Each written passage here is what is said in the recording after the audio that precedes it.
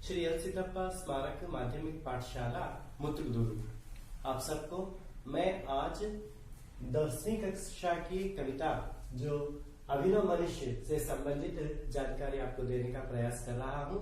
तो पहले हम देखते हैं कि अभिनव मनुष्य कविता के कवि रामधारी सिंह दिनकर जी हैं।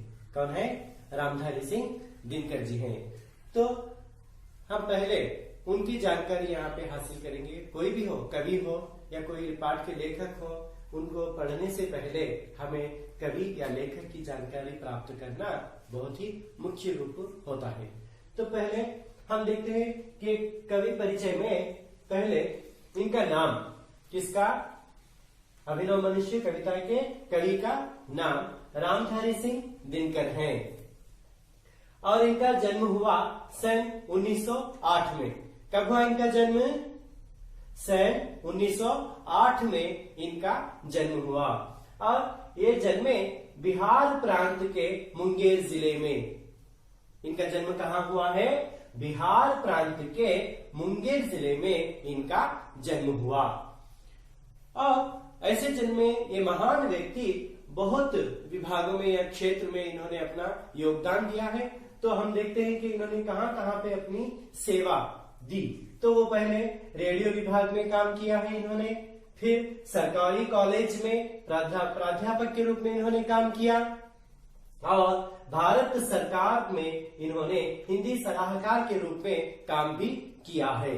ये हो गए इनके काम। जैसे कि पहले रेडियो विभाग में किया, फिर बाद में सरकारी कॉलेज में प्राध्यापक के रूप से इन्होंने काम किया है और भारत सरकार में इन्होंने हिंदी सलाहकार के रूप में भी काम किया है और इन्होंने बहुत सारी रचनाएं की हैं। तो आपके जो इस पाठ में प्रमुख रचनाओं को यहाँ पे बताया गया, उनमें से हैं पहला हुंकार, रेणुका, रसवंती, सामधेनी, धूप छाल, कुरुक्षेत्र, बापू, रश्मिरथी आदि। तो ये इनके प्रमुख रचनाएं हैं। कौन से हैं वो?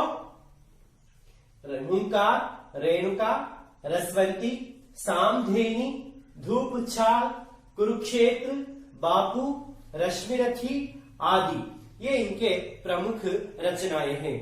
और इन्होंने जो इतने सारे रचनाएं की हैं, इनमें इनकी भाषा जो थी वो सजीव और विषय के अनुकूल रहती थी। कैसी थी वो? सजीव और विषय के अनुकूल भाषा इन्होंने अपनी रचनाओं में उपयोग किया है। और ये जो अभिनव मनुष्य जो कविता है, इस कविता को कुरुक्षेत्र के षष्ठ सर्ग से चुन लिया गया है। कौन सा है वो? कुरुक्षेत्र के षष्ठ सर्ग से ये अभिनव मनुष्य कविता को चुन लिया गया है। ऐसे महान व्यक्ति जो इतनी बहुत सारी साहित्यिक देन हिंदी साहित्य को जो दिया है, इनका देहांत हुआ सन 1974 में। सन 1974 में इनका देहांत हो गया। तो साहब को इनकी पूरी जानकारी मिल गई है ना? हाँ छात्रों, तो फिर ऐसे महान व्यक्ति का भावचित्र मैं आपको दिखाने का प्रयास करूं। देखिएगा, ये कौन है? ये ये है रामधारी सिंह दिनकर जी। तो इनका भावचित्र भी आप लोगों ने देख लिया और इनकी रचनाएं जान ली और साथ ही साथ इनका जन्म, इनकी जन्म तिथि, सब कुछ हमने यहाँ पे उनके बारे में जानकारी प्राप्त कर ली है। समझ गए बच्चों? समझ में आया? हाँ। तो फिर अब आगे हम देखते हैं कि इस कविता में, अभिनव मनुष्य कविता में नए शब्दों का प्रयोग किया गया है, नए शब्दों का उपयोग किया गया है। तो उन नए शब्दों के बारे में मैं आपको जानकारी देने का प्रयास कर रहा हूं। देखिएगा, यहाँ है पहला जो शब्द है अभिनव। क्या है पहला शब्द? बिल्कुल सही। क्या है वो? अभिनव। अभिनव का अर्थ है यहाँ पे नया, नवीन या आधुनिक। क्या है? नया, नवीन, आधुनिक। ये क्या है? ये जो पर्यायवाची शब्द हैं। किसके पर्यायवाची शब्द हैं? ये अभिनव के पर्यायवाची शब्द हैं। फिर दूसरा देखते हैं हम, यहाँ पे क्या है? वारी। वारी का अर्थ क्या हो गया? जल वारी का पर्यायवाची शब्द क्या है? जल है। और तीसरा है यहाँ पे भाप। भाप को हम क्या बताते हैं अंग्रेजी में? वेपर। क्या कहेंगे? वेपर कहेंगे। और उसको कन्नड़ में हाँ क्या है? आवी। आवी कहते हैं। हाँ? तो फिर चौथा यहाँ पे बताया गया जो शब्द है हुक्म। क्या है ये? हुक्म। हुक्म का शब्द है यहाँ पे आज्ञा। हुक्म का अर्थ क्या हो गया? आज्ञा। आज्ञा जो है हुक्म का पर्यायवाची शब्द है। फिर वैसे ही व्यवधान। व्यवधान शब्द का अर्थ है यहाँ पे पर्दा, रुकावट, बाधा। क्या क्या है? इसके पर्यायवाची शब्द क्या है? पर्दा, रुकावट, बाधा, ये हो गए। फिर छठा शब्द जो है सरित। क्या है वो? सरित। सरित का अर्थ है नदी या सरिता। नदी या सरिता, ये सरित का अर्थ हो गया। फिर सातवां है यहाँ पे सिंधु। सातवां कौन सा है? सिंधु। सिंधु का अर्थ क्या है? सागर, समुद्र, है ना। सिंधु के पर्यायवाची शब्द क्या है? सागर और समुद्र है। फिर आठवां जो शब्द है आलोक। आठवां क्या है? आलोक। आलोक का अर्थ क्या है? प्रकाश। आलोक का अर्थ क्या है? प्रकाश। फिर नौवां शब्द जो है वो है ज्ञेय। ज्ञेय का अर्थ यहाँ पे जानकारी, है ना। जानकारी ज्ञेय का पर्यायवाची शब्द हो गया। फिर जो अंत में यहाँ पे दिया गया जो शब्द है वो है श्रेय। श्रेय का अर्थ यश, कल्याण, मंगल। क्या है यश के पर्यायवाची शब्द? यश, कल्याण, मंगल। ये सब जो है यहाँ पे जो अभिनव मनुष्य जो कविता दी गई है उसके प्रमुख शब्दों के यहाँ पे अर्थ या नए शब्दों के अर्थ मैंने यहाँ पे आप लोगों को सुनाया। समझ गए ना? हाँ, तो फिर छात्रों अब हम क्या करेंगे? अभिनव मनुष्य जो कविता रामधारी सिंह दिनकर जी से जो रचित है उसमें पहले यहाँ पे इस कविता द्वारा कवि यहाँ पे हमें क्या सीख देना चाहते हैं? स्नेह, मानवीयता, भाईचारे, ये आदि गुणों को यहाँ पे क्या करना चाहते हैं? हमें सिखाना चाहते हैं छात्रों को, है ना।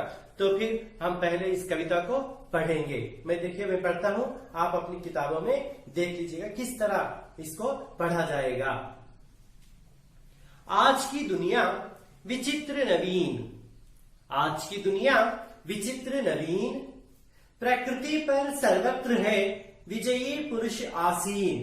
प्रकृति पर सर्वत्र है विजयी पुरुष आसीन। है बंधे नर के करों में वारी विद्युत भाप। है बंधे नर के करों में वारी विद्युत भाप। हुक्म पर चढ़ता उतरता है पवन का ताप। हुक्म पर चढ़ता उतरता है पवन का ताप। है नहीं बाकी कहीं व्यवधान।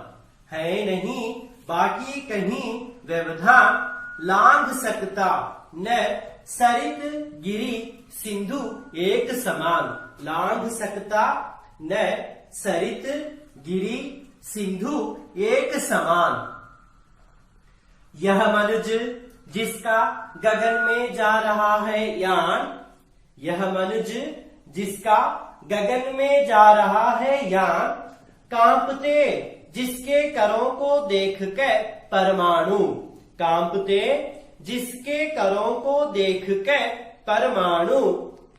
यह मनुज जो सृष्टि का श्रृंगार। यह मनुज जो सृष्टि का श्रृंगार, ज्ञान का विज्ञान का आलोक का आगार। ज्ञान का विज्ञान का आलोक का आगार। व्योम से पाताल तक सब कुछ इसे है ज्ञेय। व्योम से पाताल तक सब कुछ इसे है ज्ञेय। पर न यह परिचय मनुज का, पर न यह परिचय मनुज का, यह ना उसका श्रेय। यह ना उसका श्रेय। श्रेय उसका बुद्धि पर चैतन्य उर की जीत, श्रेय उसका बुद्धि पर चैतन्य उर की जीत, श्रेय मानव की असीमित मानवों से प्रीत, श्रेय मानव की असीमित मानवों से प्रीत। एक नर से दूसरे के बीच का व्यवधान, एक नर से दूसरे के बीच का व्यवधान तोड़ दे जो बस वही ज्ञानी वही विद्वान, तोड़ दे जो बस वही ज्ञानी वही विद्वान, और मानव भी वही, और मानव भी वही। हाँ छात्रों, तो फिर अब हम इस कविता का अर्थ समझेंगे, है ना। हाँ, तो यहाँ पे दिनकर जी क्या बताना चाहते हैं इस कविता द्वारा हमें? आज की दुनिया विचित्र नवीन, आज की दुनिया कैसी है? विचित्र है, और कैसी? नवीन। नवीन मीन्स क्या बताया मैंने यहाँ पे आपको? नई या आधुनिक, है ना। आधुनिक यहाँ पे या आज की दुनिया जो है विचित्र भी लग रही है और नवीन लग रही है।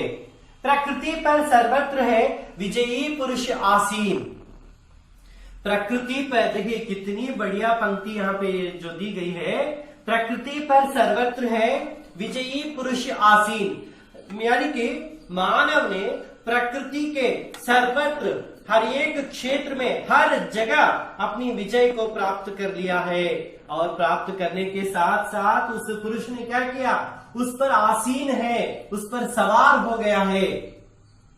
तो प्रकृति पर सर्वत्र है विजयी पुरुष आसीन, इस पंक्ति का आशय ये हो गया कि मानव ने प्रकृति के हर एक तत्व पर विजय प्राप्त कर ली और वह उस पर सवार है बंधे नर के करों में, है बंधे किसके करों में? हाँ, नर, नर के करों में। नर का अर्थ क्या है यहाँ पे? मानव, मानव के कर हाथों में, मानव के हाथों में बंधे हुए हैं। कौन बंधे हुए हैं? वारी, विद्युत और भाप। वारी, वारी का अर्थ क्या बताया मैंने? जल। विद्युत का अर्थ क्या है? बिजली। और भाप का अर्थ क्या होगा मैं बताया? वेपर या आवी। ये जो है ये सब क्या है? मानव के करों में, मानव के हाथों में बंधे हुए हैं। हुक्म पर चढ़ता उतरता है पवन का ताप। देखिएगा, हुक्म, हुक्म का अर्थ यहाँ पे हो गया आज्ञा, है ना। आज्ञा, किसकी आज्ञा पर? मानव की आज्ञा पर, मानव के हुक्म पर चढ़ता और उतरता है। कौन चढ़ता और उतरता है? पवन का ताप। पवन का अर्थ? हाँ, पवन का अर्थ क्या है यहाँ पे? हवा, वायु। वायु का ताप का चढ़ना और उतरना भी किसके हाथों में है? मानव के हाथों में बंधा हुआ है। तो चढ़ना क्या है? चढ़ने का विलोम शब्द क्या है? उतरना। चढ़ना ऊपर होता है, उतरना नीचे, तो ऊपर का विलोम शब्द नीचे, चढ़ने का विलोम शब्द क्या हो गया? चढ़ना, उतरना, ये है। तो फिर है नहीं बाकी कहीं व्यवधान, अब कुछ भी नहीं बचा है मनुष्य के हाथ में, सब उसके हाथ में आ गया, है ना। क्या है? व्यवधान, यानी कि व्यवधान का अर्थ मैंने क्या बताया? पर्दा, रुकावट। अब कोई बाधाएं नहीं है, कोई रुकावट नहीं है, हर एक को मानव ने क्या कर लिया? अपने कब्जे में, अपने अंदर उसको बसा लिया है। फिर देखिएगा, लांग सकता नर सरित गिरी सिंधु एक समान। लांघना, पार करना। किसको पार करना? लांग सकता नर, नर अब पार करना भी जानता है। किसको? एक साथ में सरित गिरी सिंधु। सरित गिरी सिंधु, सरित का अर्थ क्या बताया मैंने? नदी को, सागर को, और क्या है? सिंधु। इन सब को, पहाड़ों को एक साथ ये पार करने का भी शक्ति अपने अंदर रखता है। फिर देखिएगा, ये पहले छंद में हमने देखा, अब दूसरे छंद में देखते हैं। यह मनुज जिसका गगन में जा रहा है यान। यह मनुज जो है इसने क्या कर दिया? इसके जो यान है, ये जो उड़ाने जो भर रहा है, कहां पे जा रहे हैं? गगन में। गगन का अर्थ क्या है? हाँ, आसमान, आकाश। आकाश में अपनी उड़ाने ये भर रहा है। और कांपते जिसके करों को देख परमाणु। परमाणु की सृष्टि भी इसने ही की, मानव ने की। फिर भी परमाणु को देखकर हम लोग डरते हैं, लेकिन अब परमाणु ऐसा हो गया कि मनुष्य के, मानव के करों को देखकर, हाथों को देखकर वो क्या कर रहा है, कांप रहा है। परमाणु भी कांपने लगे हैं। यह मनुष्य जो सृष्टि का श्रृंगार, यह मनुष्य जो है सृष्टि का श्रृंगार किया इसने। किससे किया है? ज्ञान से, विज्ञान से, आलोक, इस सब का आधार बन गया है। इनका घर बनाकर सृष्टि का श्रृंगार मनुष्य ने यहाँ पे किया। हमारा पृथ्वी का, जो पृथ्वी के अंदर जो भी है, इस सृष्टि का श्रृंगार किसने किया? उस सृष्टिकर्ता ब्रह्मा ने किया। अब ब्रह्मा के हाथों में बने हम लोग क्या कर रहे हैं? मानव यहाँ पे सृष्टि का श्रृंगार करके, किससे? ज्ञान से, विज्ञान से, आलोक का आधार बनकर सृष्टि का श्रृंगार कर रहा है। और ये कहां कहां की जानकारी रखता है? व्योम से पाताल तक सब कुछ इसे है गे। व्योम, आकाश में जो भी होता है उसके बारे में, और पाताल, पाताल में जो भी होता है, इन सब के बारे में उसको क्या है? गे, वो जानकारी रखता है। यानी कि सब के बारे में उसको जानकारी है। पर ना यह परिचय मनुष्य का, यह ना उसका श्रेय, लेकिन मानव का परिचय यह नहीं है। मानव का श्रेय ये नहीं है, इससे वह श्रेष्ठ नहीं कहलाता। तो ये दूसरे छंद में इसमें बताया गया। तो मानव कैसे श्रेष्ठ होता है, उसका श्रेय किसमें है, उसको हम यहाँ पे अंतिम पंक्ति में देखते हैं। तो दिनकर जी यहाँ पे बताते हैं, श्रेय उसका बुद्धि पर चैतन्य उर की जीत। उसका श्रेय कहाँ है? बुद्धि, बुद्धि पर चैतन्य उर की जीत। जो मानव के हृदय को, दूसरे जो मानव है यहाँ पे, उनके हृदय को जीतना ही उसका श्रेय है। उनके हृदय को जीतने से उसका श्रेय बनता है। श्रेय मानव की असीमित मानवों से प्रीत, उसका श्रेय जब होता है, वह जब श्रेष्ठ कहलाता है, जबकि असीमित मानवों से वह प्रेम का भाव रखता है, भाईचारे का भाव रखता है, जब जाकर वह श्रेष्ठ मानव कहलाता है। तो फिर आगे देखिएगा, हाँ, एक नर से दूसरे के बीच का व्यवधान, एक नर से दूसरे नर, दूसरा जो आदमी है, एक आदमी है और जो दूसरा आदमी है, इन दोनों के बीच का व्यवधान, इन दोनों के बीच में क्या पड़ गया है? व्यवधान, पर्दा पड़ गया, रुकावट आ गई है, बाधाएं बन गई हैं। तो इसको, इन दोनों के बीच में जो बाधा पड़ गई है, पर्दा पड़ गया है, उसको क्या करना है? तोड़ दे जो बस। उसको क्या करना है? तोड़ देना चाहिए, हटा देना चाहिए। तोड़ देना, हटा देना, हटा देने से वो क्या होता है? वही ज्ञानी बनता है और वही विद्वान होता है और वही मानव भी कहलाता है। तो यहाँ कहने का मतलब है, जब वह भाईचारे का भाव रखेगा, आपस में प्रेम का भाव रखेगा, तब जाकर मनुष्य क्या होगा? ज्ञानी बनेगा, विद्वान बनेगा और साथ ही साथ वह क्या होगा? मानव भी कहलाएगा। तो सही मानव कहलाने का अधिकारी जब वो बन सकता है। तो इसीलिए यहाँ पे रामधारी सिंह दिनकर जी जो है, अभिनव मनुष्य कविता में मनुष्य की साधना के बारे में भी बताया और साथ ही साथ उसकी जो साधना उसने की है बुद्धि के ऊपर, वो बुद्धि शक्ति के ऊपर जो किया है वो नहीं है, लेकिन उसके अंदर क्या होना चाहिए? उसके अंदर आपस की जो भाईचारे का प्रेम जो है उसको समझना है। इन सब को समझने से वो क्या होगा? एक श्रेष्ठ मानव, एक श्रेष्ठ व्यक्ति कहलाएगा।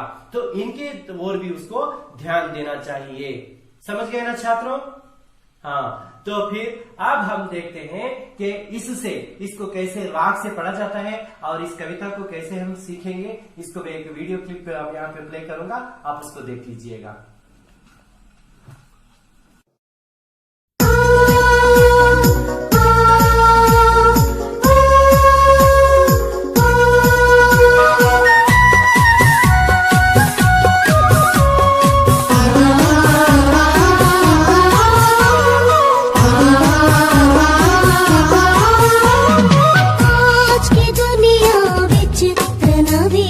प्रकृति पर सर्व पुरुष आसे। आज की दुनिया विचित्र नवीन, प्रकृति पर सर्वत्र है विजयी पुरुष आसे।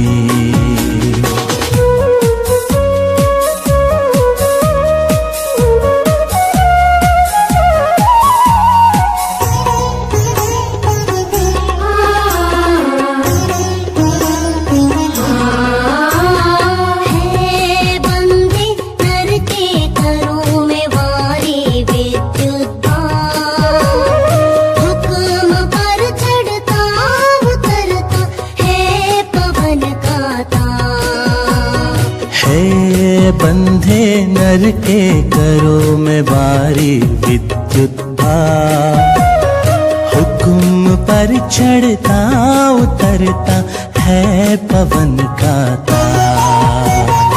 आज की दुनिया विचित्र नवीन, प्रकृति पर सर्वत्र है विजयी पुरुष आसे।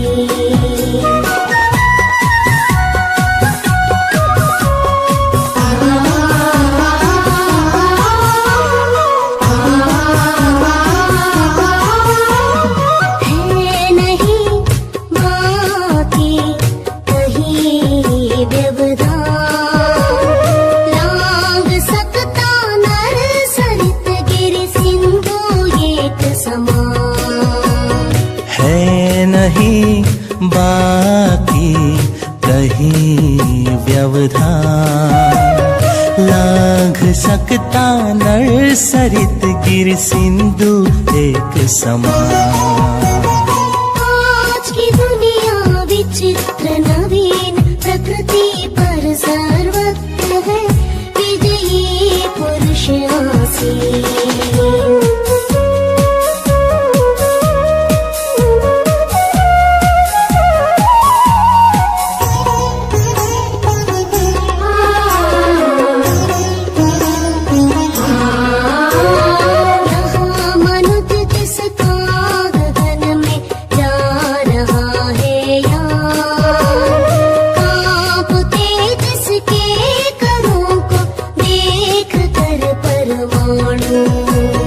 यहाँ मनुज जिसका गगन में जा रहा है यान, कांपते जिसके करों को देख कर परमाणु। आज की दुनिया विचित्र नवीन, प्रकृति पर सर्वत्र है विजयी पुरुष आसे।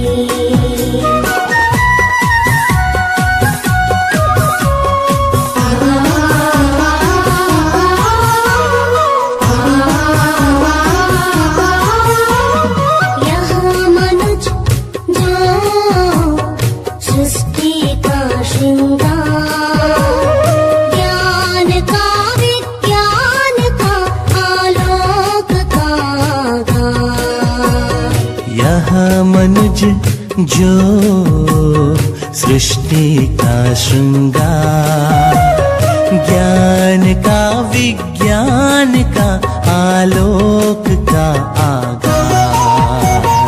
आज की दुनिया विचित्र नवीन, प्रकृति पर सर्वत्र है विजयी पुरुष आसे।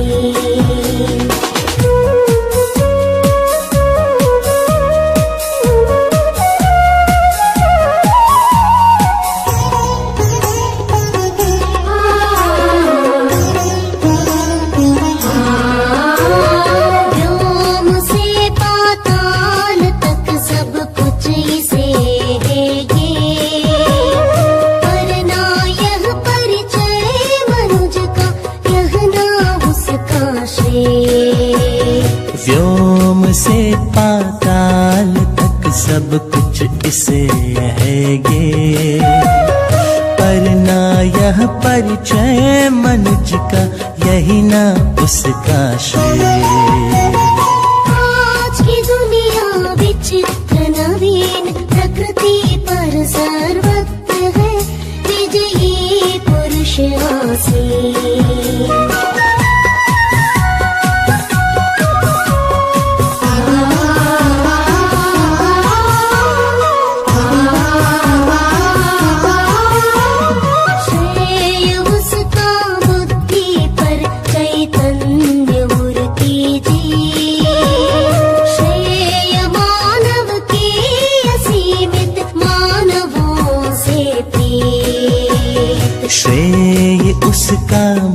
पृथ्वी पर चैतन्य उरके जी, श्रेय मानव की असीमित मानवों से प्रेम। आज की दुनिया विचित्र नवीन, प्रकृति पर सर्वत्र है विजयी पुरुष आसीन।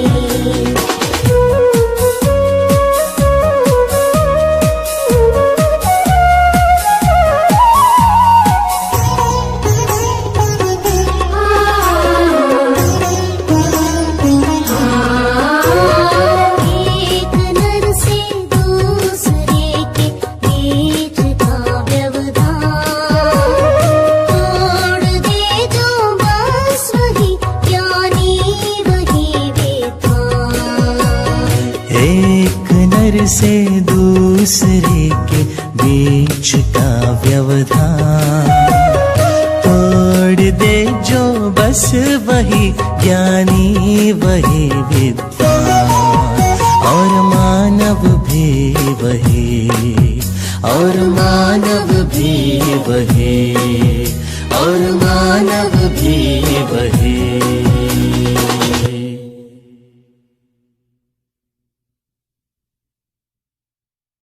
छात्रों, आप लोगों ने अभी एक वीडियो देखा है ना, तो पूरी जानकारी आप लोगों को क्या हो गया, उसके अंदर पूरी जानकारी आपको मिल गई।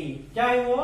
दिनकर जी की जो कविता है अभिनव मनुष्य, उसके बारे में पूर्ण जानकारी हमने उस वीडियो चित्र में हमने देखा।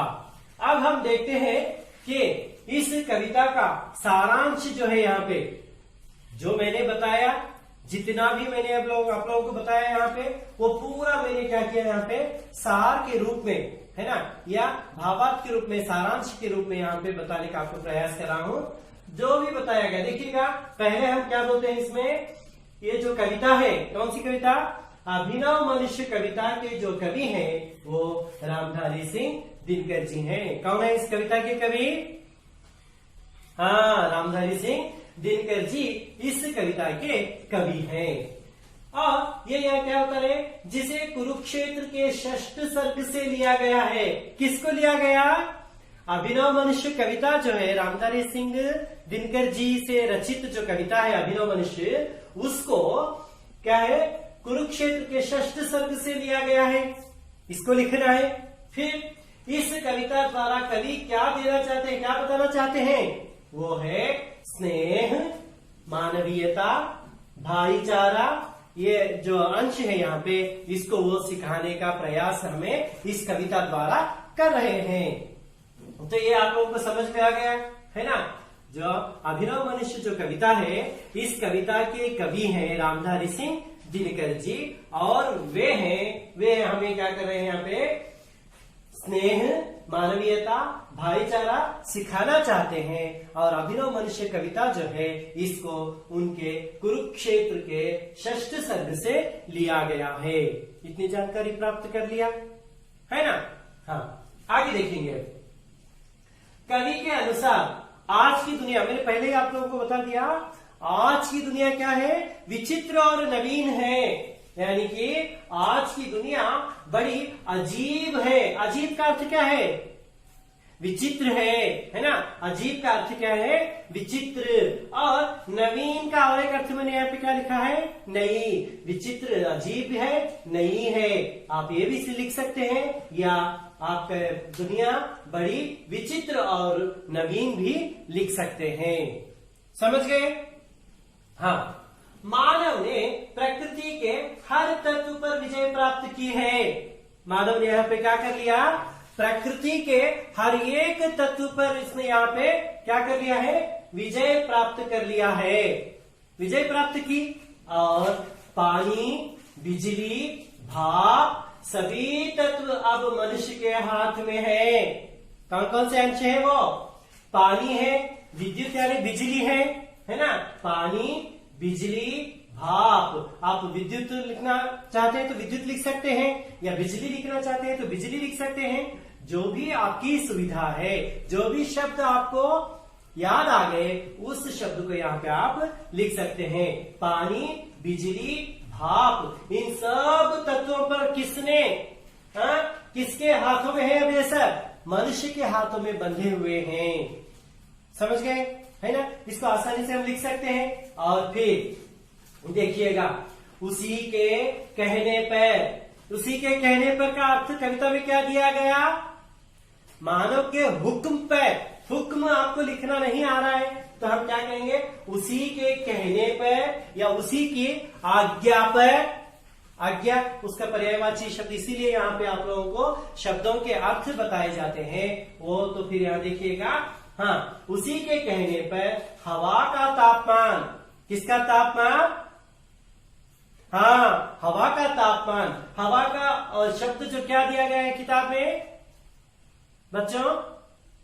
हाँ, क्या दिया गया? पवन। पवन जो है, हाँ, पवन का तापमान क्या होता है? चढ़ता और उतरता है। चढ़ता और उतरता है।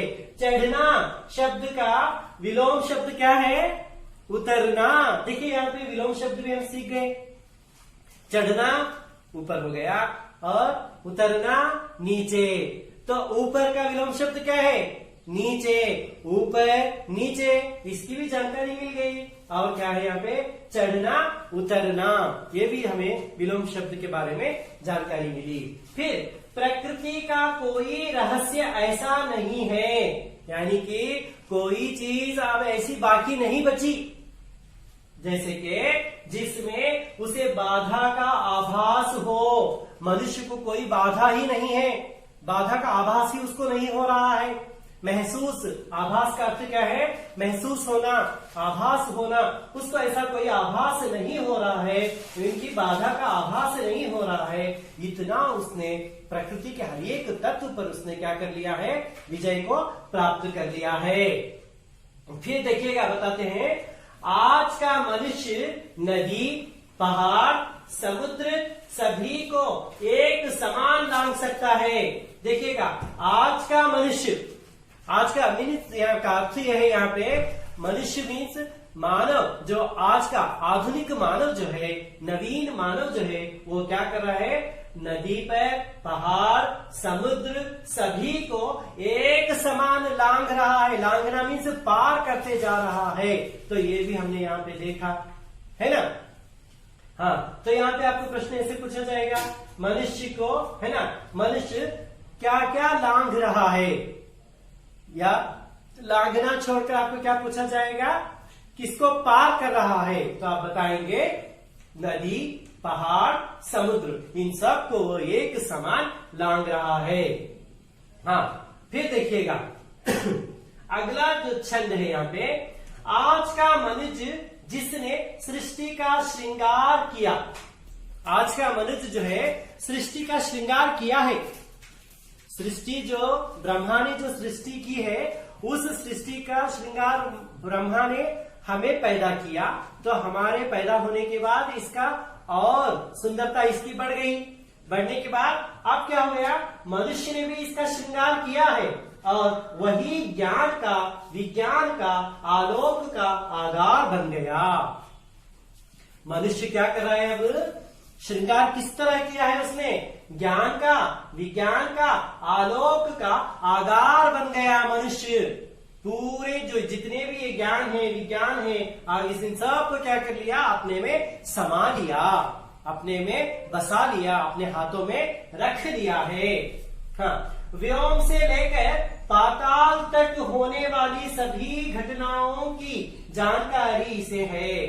व्योम से लेकर पाताल तक जो है, इन सब की जानकारी, जो भी वहां पे घटता है, यहाँ पे पाताल में जो घटता है, इन सब की जानकारी कौन रख रहा है अब?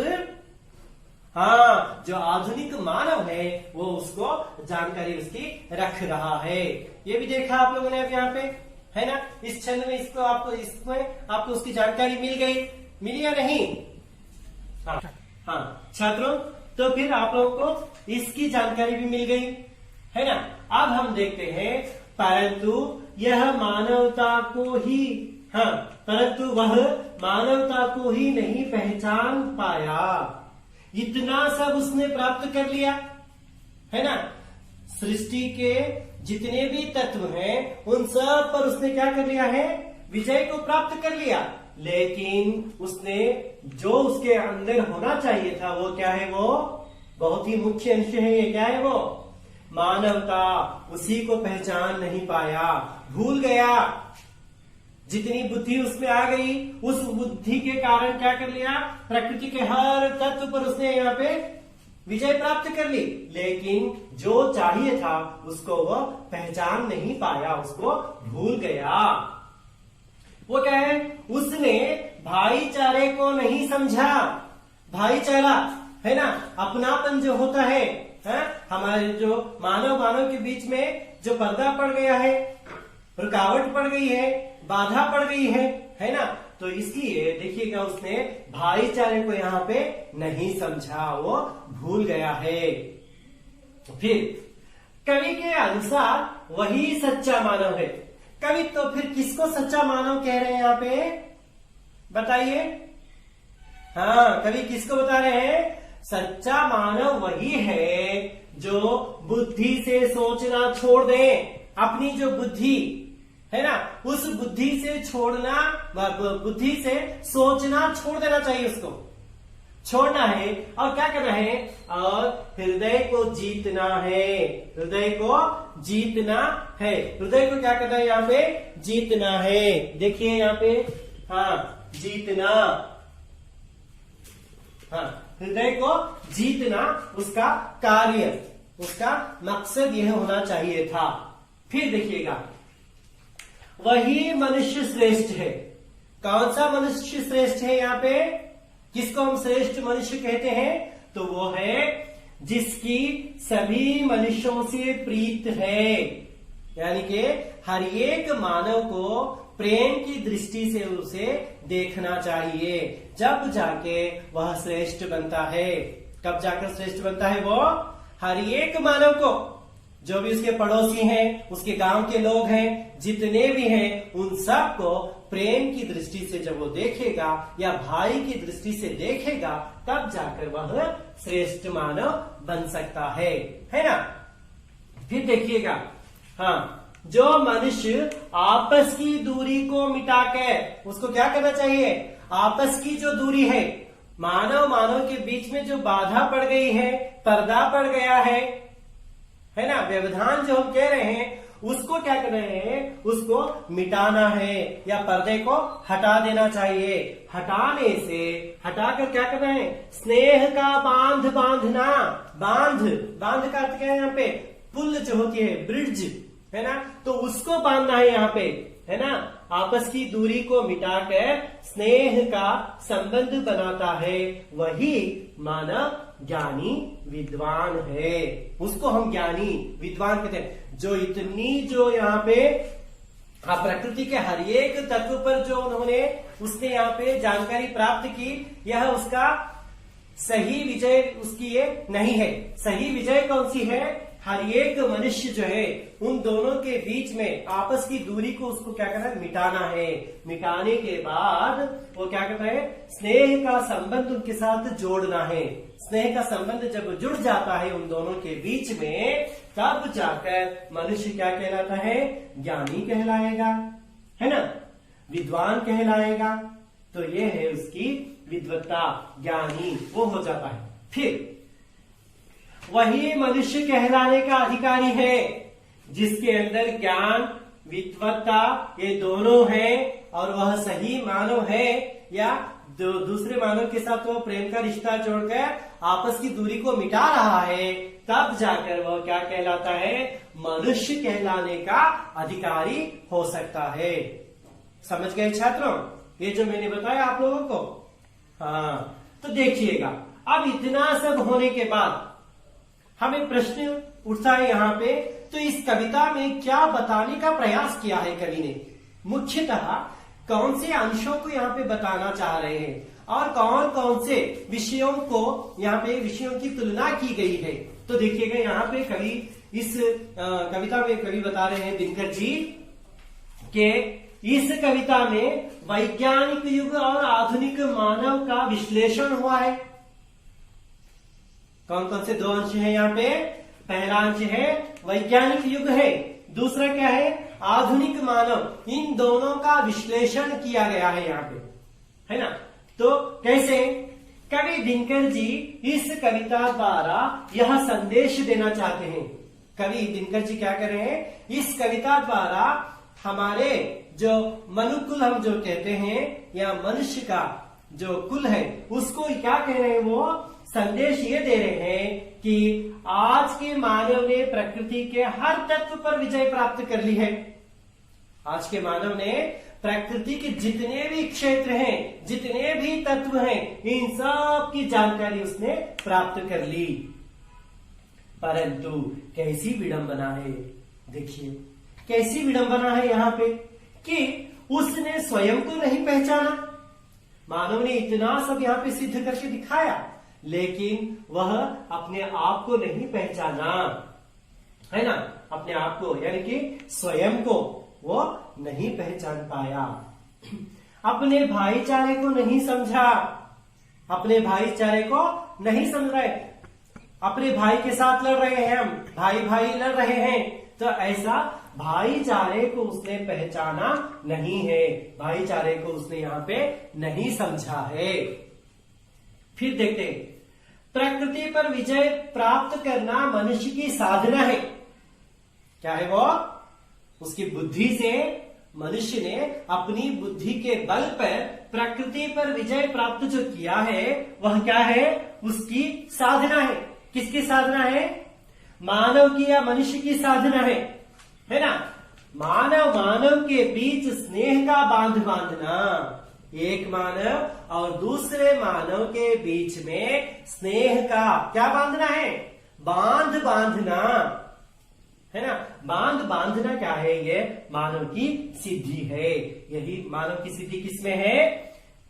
मानव के बीच किसका?